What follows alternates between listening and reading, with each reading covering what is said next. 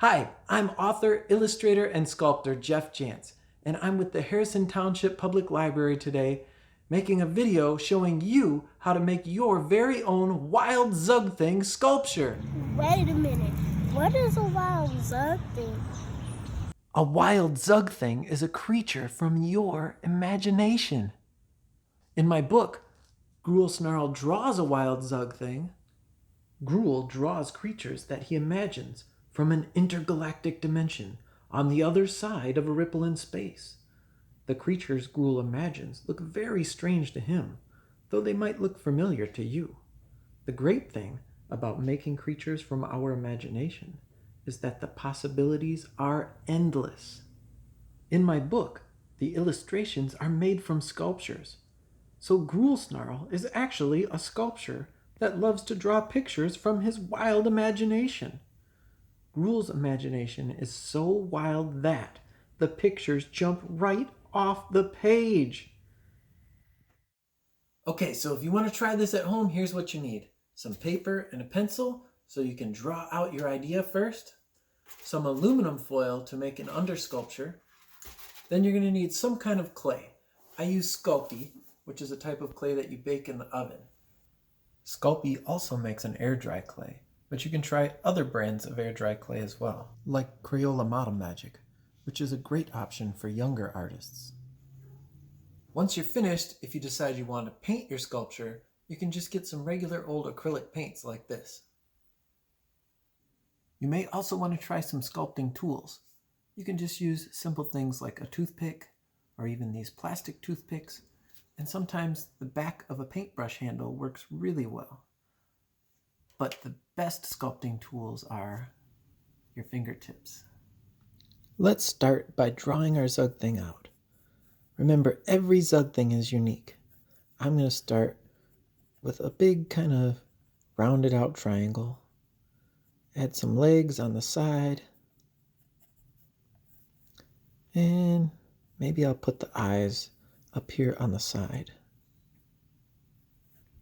And the mouth in there. And some cheeks to make it look more friendly.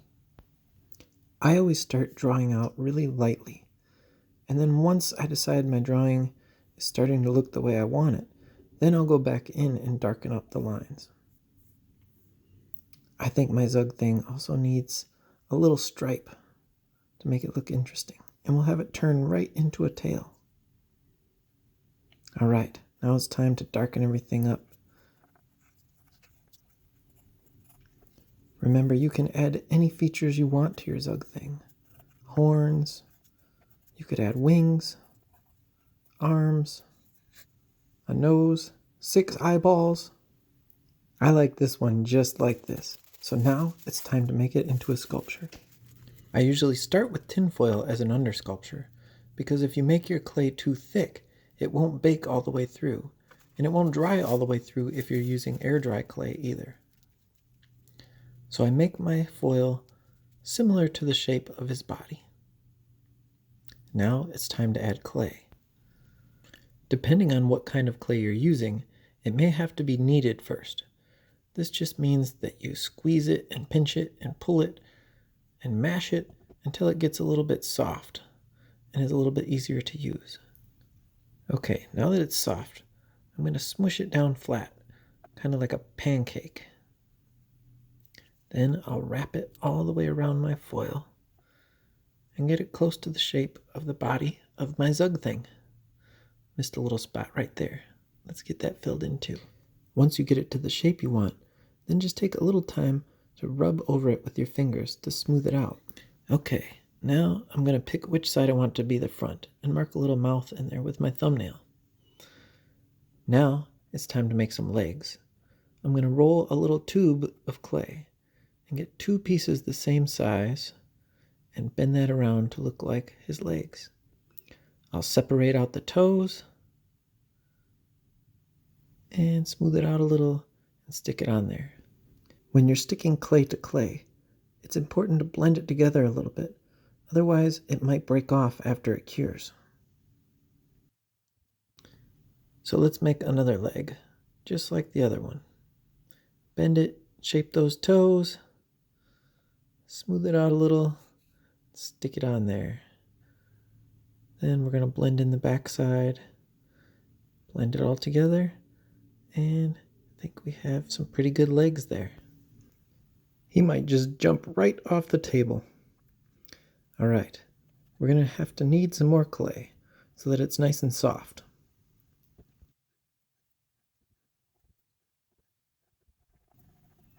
Then I'll roll it into another tube. Rolling clay into a tube makes it really easy to measure it out, to make sure you have pieces that are the same size. So when I make these eyeballs, now I know that they'll be about the same because I used 2 pieces of clay that were the same size. There we go, 2 little eyeballs. Stick them right on the side, and I'm going to blend those in the back too. It's really beginning to look just like my drawing. But remember, you're the artist. If your Zugthing doesn't look like your drawing, well, that's okay too, because you're the artist. All right, let's roll out some more clay. This time I'm going to flatten it out, and this is going to be his little stripe that turns into a tail. So I'm going to make the little bumps and stick it on there. There we go. Now this part's going to have to be blended in too. So we'll start down here. See, look how this part is kind of wiggly? If I don't blend it in, it would just break right off after the clay is baked or dried. So I'll kind of scrape it together with my thumb and then blend it all in nice and smooth. There we go. That should be pretty strong now. Now I'll do the same thing on the other side.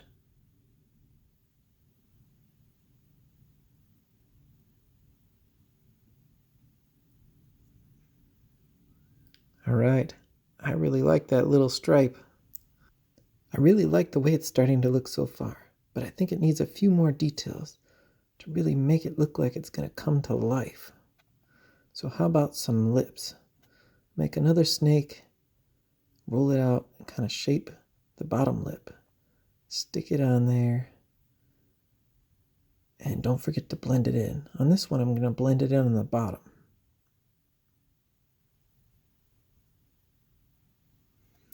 Now let's make a top lip. Roll it out and get it close. Then I'm going to add that little detail in the middle. Pinch it together and make the top lip. Then we'll stick it on there. I want my Zugthing to look friendly, so I'm going to give it a nice big smile.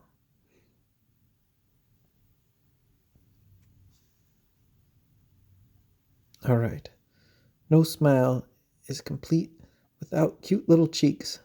So I'm going to add in a little bit of clay up here, just below the eyes and at the end of the smile for some nice cheeks.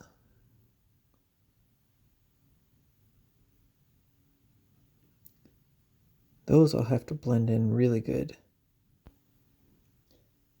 After I blend in everything that I can with my fingers, then I use my sculpting tools, like the edge of that paintbrush handle that I showed you earlier. That works really good to get in the spaces that my finger just won't fit.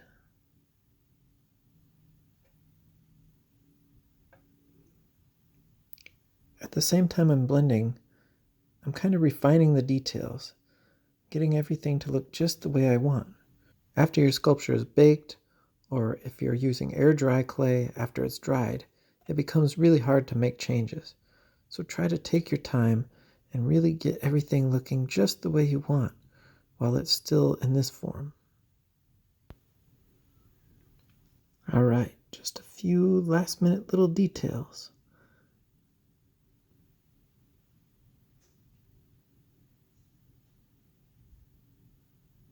All right, I think it's ready to go. If you used an oven-baked clay, have an adult help you bake it using the directions on the package. If you used an air-dry clay, you'll have to wait at least a couple of days before you can paint it. I have an oven that I only use for clay. If you're using your oven at home, make sure an adult cleans it out really good when you're finished. Follow the directions on the package carefully and make sure you give your sculpture lots of time to cool before you take it out of the oven. Now it's time to paint it. If you just want to leave your sculpture the way it is, that's fine too, but I like to paint it when I'm done. I usually start with the lightest colors first. Make sure you wash out your brush after each color and dry it off. I think I'd like to use some orange for his stripe and his tail. Of course, you can pick any colors that you want for your Zugthing. Don't forget to wash out your brush and dry it off. And wait for it to dry. Sometimes you may have to do 2 coats of each color.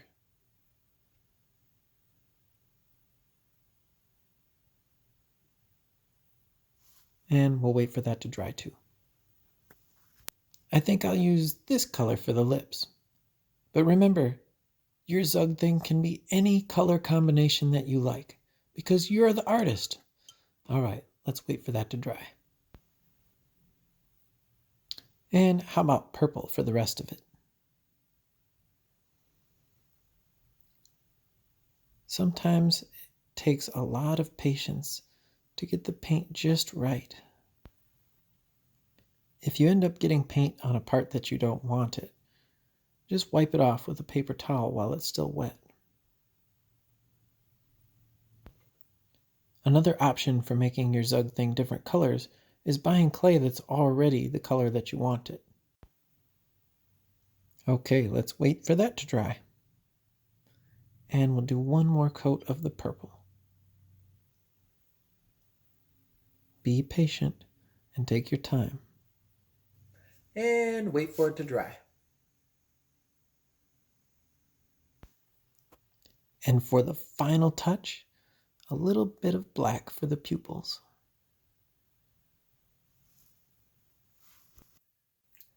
And it's finally finished. That's my Zugthing. If you'd like to check out more videos on how I make wild Zugthings, check out my Jantz Studios YouTube channel. There's tons of videos on there of me making all kinds of things. We would really like to see the Zugthing that you made, so if your parents take a picture of it and post it on Facebook or Instagram, ask them to tag me at Jantz Studios with the hashtag Zugthing. They can also tag the Harrison Township Public Library.